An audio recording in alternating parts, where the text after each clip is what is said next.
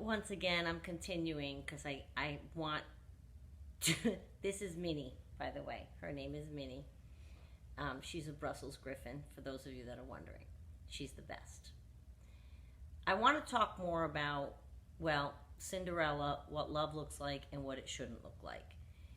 I think what happens when we're younger is we hear things about how, you think of any married couple that you know that's been together for a long time. And or any older couple married for decades. And again, none of us know what's happening behind closed doors. But I think we all can think of a couple that we know that no, they look like they got it right and they sound like they got it right. And I think I know them well enough. I think they got it right. And people talk about the hard work that is involved in marriage a lot. I think what that does, in my amateur opinion, is confuse many people into thinking that hard work also involves what the narcissist brings to the table. I don't think that's the hard work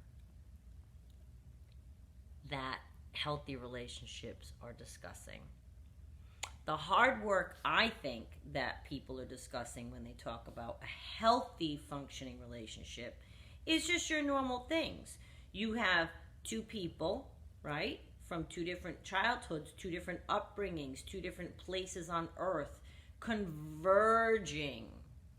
That's a lot. You were raised this way, they were raised this way. Their belief system is this, yours is this, and you're converging. Boom. Hard work to merge that and go forward together. The hard work is not you're supposed to deal with him or her, he or she, philandering all over the place, lying to you, abusing you emotionally, calling you names, or abusing you physically. I was watching something the other day. It was an episode of a TV show that I love. And the woman was escaping her abusive husband. And her savior guy grabbed her face and he says, "I'll take care of you." And he leads her to safety and blah, blah, blah, blah, blah. Okay. Well, here's the thing. The guy that grabbed her face and says, "I take care of you," he did take care of her. The guy that's abusing her, who would, there's an in and out. There's plenty of songs and things that show you they're in and out, they come back, they're sorry, blah, blah, blah. That's not taking care of you at all. I don't care what they come back with. And again, I am not talking about if people cheat on each other and they come back together and they manage to work through it. People who cheat on each other, I do not pass judgment. They might have a thing in their relationship that was lacking. They might work through it, and that's a different thing. That doesn't necessarily define the narcissist.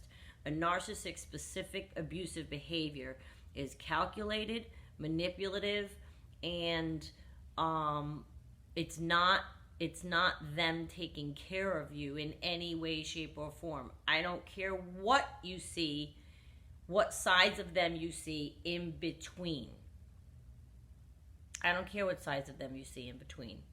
Love should not hurt that much. Love should not be that much work in that regard. In that regard. I respect that people have been married for decades and they're happy and they say it's hard work and it's compromise and blah, blah, blah, blah, blah. I get all that.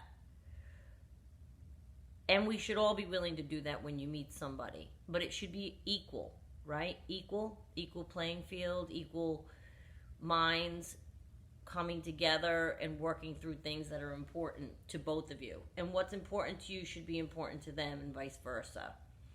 When somebody is not taking care of you and they are inflicting upon you harm, craziness, consistent inconsistency is what I would classify it as. Because the one thing you can count on is something else is coming.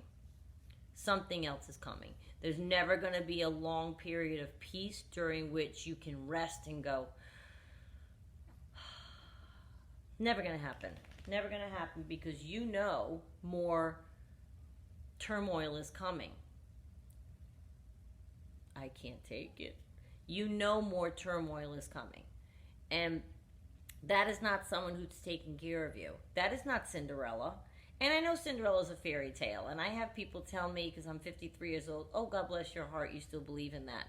It doesn't mean I believe in a glass slipper, but I believe that I'd like to think that there are people, when they meet each other or get to know each other, maybe it's not instant like the fairy tale, but there's no turning back.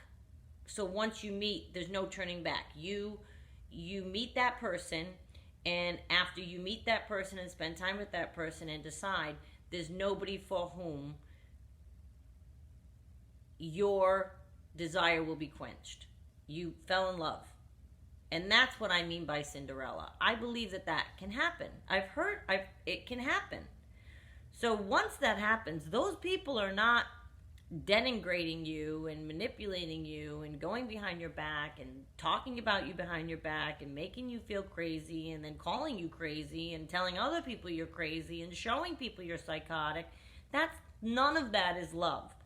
So if that's what you've experienced, and you do rid yourself of this person, and then they come back, you can't forget those things.